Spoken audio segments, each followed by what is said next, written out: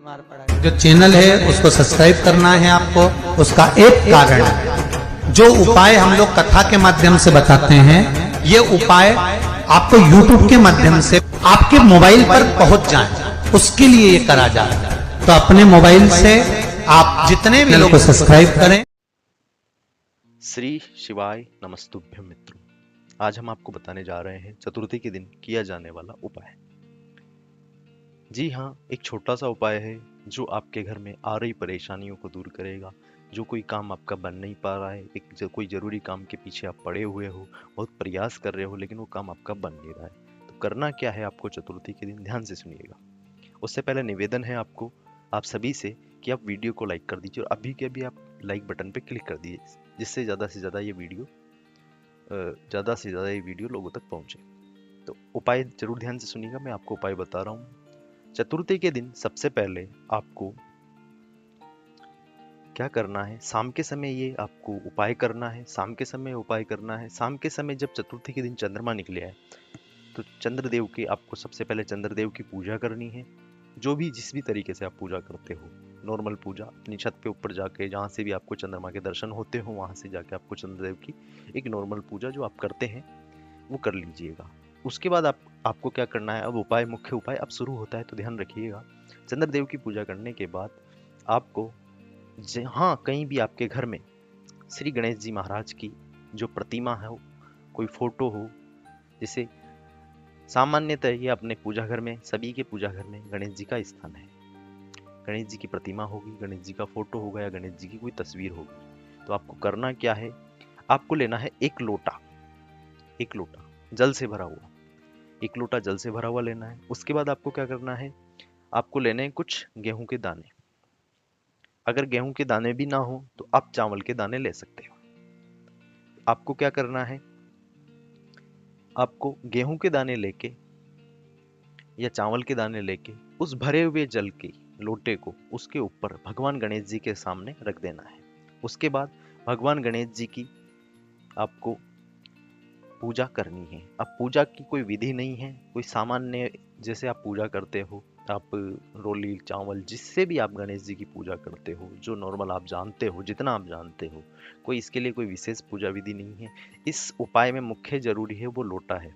लोटे के साथ को आपको चावल के दानों के ऊपर या गेहूं के दानों के ऊपर आपको रखना है और लोटा जल से भरा हुआ रहना चाहिए। भगवान गणेश जी की पूजा करने के बाद जो लोटा भगवान गणेश जी के सामने आपने रखा है, जिसमें जल भरा हुआ है और जिसमें जो चावल भरे हुए हैं, उसको आपको रात्रि भर पूरी एक रात, चतुर्थी की रात को पूरी रात भर वहीं पे रखा हुआ छोड़ देना है। सुबह उठकर आपको एक कार्य करना है, जो गेहूं के या चावल के दाने जो आपने लोटे के नीचे रखे थे, उन गेहूं और चावल के दानों को आपको उठा लेना है और किसी भी एक कागज में रख लीजिए या थैली में रख लीजिए, जहां पर वो सुरक्षित रखे रहे। उनको आप अपने पास रख लीजिएगा और जो जल का जो पात्र है उसको आप किसी भी पौधे के अंदर समर्पित कर दीजिएगा। तुलसी जी के अंदर नहीं कीजिएगा, क्योंकि भगवान गणेश जी को तुलसी जी नहीं चढ़ती है, इसलिए ध्यान रखिएगा। तो आपको वहां पे समर्पित कर देना है किसी भी पौधे के अंदर, किसी भी पौधे की जड़ में। और जो गेहूं और चावल के जो दाने हैं, उनका आपको क्या करना है, उन चावल के दाने जो आपने रखे हैं उनको अपने पास सुरक्षित तरीके से रख लेना है।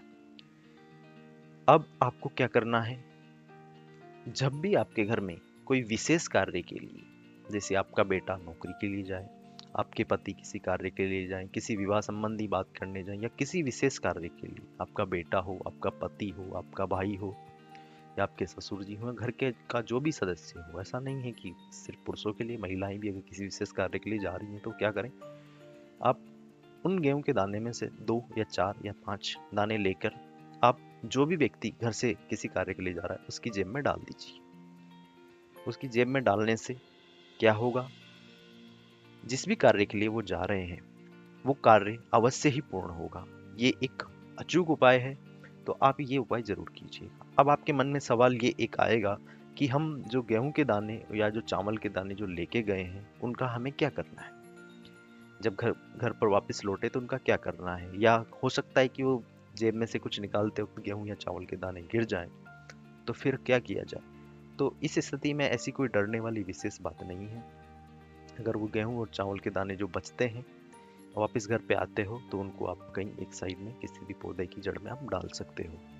तो वैसे भी भगवान गणेश प्रथम पूज्य माने गए हैं, इसलिए भगवान गणेश की कृपा से आपका के सभी कार्य पूर्ण होंगे, मनोरथ सिद्ध होंगे। तो कैसा लगा ये वीडियो, इसके बारे में अपनी राय कमेंट में जरूर बताएं। श्री शिवाय नमस्तुभ्यम सभी को।